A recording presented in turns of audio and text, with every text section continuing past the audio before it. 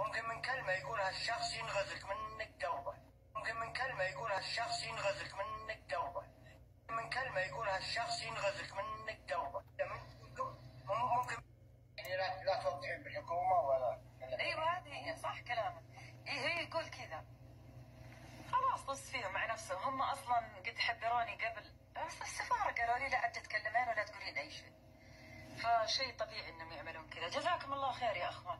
الحين هذا دكتور اكبر اللي معنا، وهذا امير، وشهاب هذا معنا صح اكيد، ولا ما كان دخلنا في بثه صح؟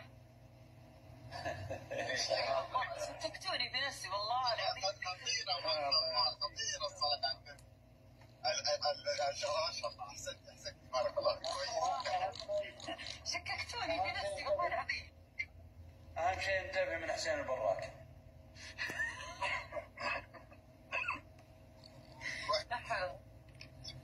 يخفف معنا يعني يشارك حياتنا اليومية وحياتنا الطبيعية اللي بتحصل معنا، ما نشاركها مع الجميع يعني أحيانا. يعني ما نجلس نحكي ونحكي في حاجات، الأفضل إنه إحنا نكون شوية غامضين فيها. يعني حتى لو إنك تكون جوا البلد قول أنا برا البلد، لو أنت برا البلد قول أنا جوا البلد، عادي. لازم دايم سبحان الله. بقول لكم كلمة يا شباب، أنا ما أدري، أنا الواحد يكون قلبه دليله دايم. قلبك دليلك سبحان الله. واحد دايم يعني لما يعني قلبك يعزك من شخص لا تمشي معاه بالعاطفة، يعني خليك من العواطف.